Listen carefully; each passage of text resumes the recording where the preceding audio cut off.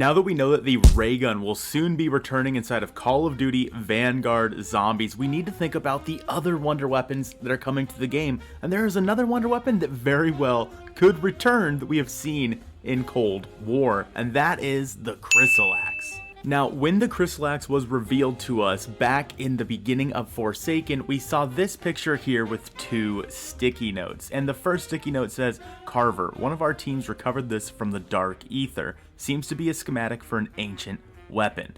And then Strauss says, looks like you'll get your wish for an authentic Dark Aether weapon after all. Now, this weapon was built inside of the Dark Aether. This weapon was specifically made inside of the Dark Aether, and it is possibly going to be coming back at the beginning of the new Vanguard storyline. But to understand that, we have to understand exactly how the Chrysalax was built.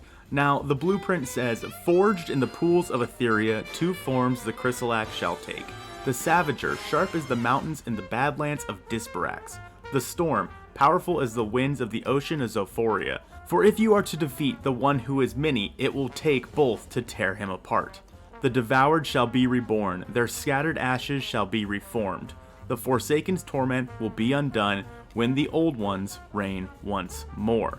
By Zeliot Sparagmos. So Sparagmos has to be a character inside of the Dark Aether that we have yet to meet, and I really do think that we will meet him throughout the Vanguard storyline at some point or another. However, it seems like this may be towards the end of the Vanguard Zombie storyline, because he does say the devoured shall be reborn. And as we know, the Forsaken has been devouring. Over the years since he entered the Dark Aether, he had devoured the old ones such as Syraxis and Victor and all of our other elder gods inside of the game. So when Sparagmos says the devoured shall be reborn, this kind of makes it seem like they were probably already devoured and like the Forsaken had already taken their powers. As you know, the events of Vanguard Zombies take place shortly after what had happened at Project End Station in D Machina. And that means that Kazimir Zykov is already inside of the Dark Aether, slowly but surely planning his attack on the future of the world.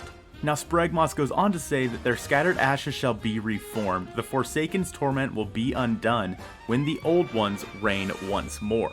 So with the old ones having been devoured by the Forsaken, when we captured the Forsaken, does that mean that the old ones have been re-released into the Dark Aether? Or does he still have all of their power inside of him, we just have him captured for a later date? That more or less goes to show what's going to be happening in the next Treyarch game. But moving on to the next document, and this one is even more important. So this document explained how to create the Chrysalax. Now let's go through each paragraph here and break it down one by one.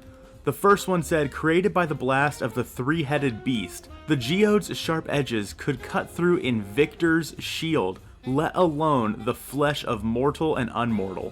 The Chrysalax Savager could not be forged without it. So this crystal was the one that we had from the Abomination shooting its lightning into one of the Aetherium crystals that had formed on the side. When it did that, it would turn the Aetherium crystal into one we could pick up and use to build the Chrysalax. And Sparagmos goes on and says that it could cut through Invictor's shield, meaning Sparagmos A is from the Dark Aether, B knows who Invictor is, and C somehow found a way to use this geode to cut through and basically use it to create this brand new Chrysalax form. This is also the first time that we heard of Invictor, or any of the Elder Gods for that matter, inside of Cold War. Obviously, Invictor uses the power of the Ring of Fire. Invictor the Destroyer, you know the boy. And it's interesting to see that he was actually noted back in Cold War Zombies in Forsaken.